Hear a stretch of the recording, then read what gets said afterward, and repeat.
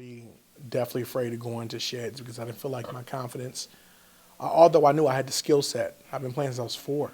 I was out gigging since I was 8 years old, and they weren't a lot of gigs, but I was still out doing it at 8 because my parents pushed me, but I was scared. Um, and a little short story about that confidence. I used to go to School 68, which is now Westminster Community School.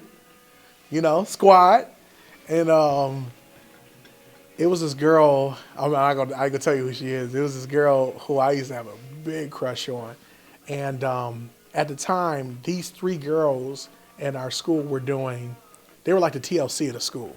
They were very talented, and they could literally put the choreography, everything together. And I had to play on this talent show right after them. And I was still a kid that was nerdy, listening to nothing but gospel at the time. And I tried to bring my drum set in there and play this really gospel-y, nerdy song. It was like gospel contemporary, like gospel-y R&B. And everybody was laughing. And I broke down and cried. I was like 9. I was like 9, 10. And I just ended up quitting. I didn't even do the talent show.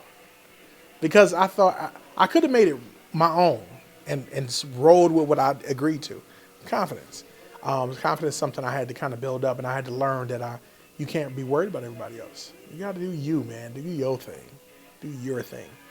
And so I'm not with that girl. We never ended up together. So, what was the point? That's young puppy love and feelings and emotions getting all messed up. So if I learned anything is, if you believe in yourself, then do that. Don't be conceited.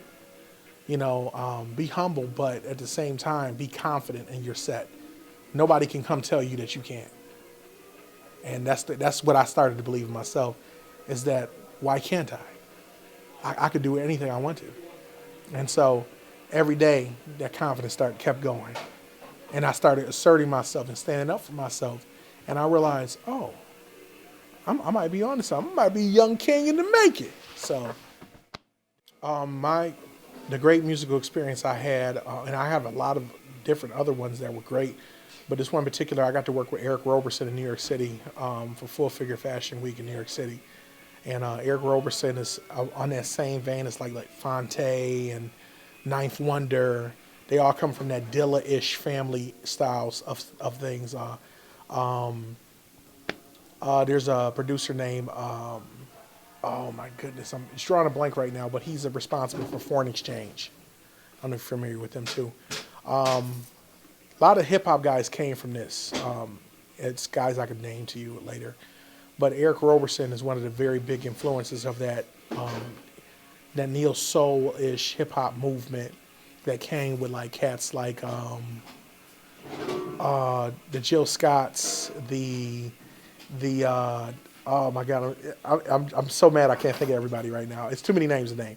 But long story short, my experience going to play there raised my level of musicianship because he was trusting in me to know the music before we got there. We never rehearsed. It was, here's the music. See you at the show. And I had to be on. And so that was a lot of pressure because if we messed up, that could have been, he'll probably never use me again, or it might be like, oh yeah, we're not gonna, this guy wasn't terrible, we're never gonna work with him again. And that was my experience. I put the guys together, some guys from Buffalo, some guys from New York City who I was friends with, and we kicked that thing out the park, man. It was cold. So it was dope. So once again, it comes back to believing in yourself. I believed in myself. This guy had accolades and Grammy nominations, but you still got to be confident who you are. Don't cower yourself under somebody just because they got more skill set than you. That don't matter. They were operating in their vein. Now, and they're doing what they are supposed to do. Now you got to operate in yours. So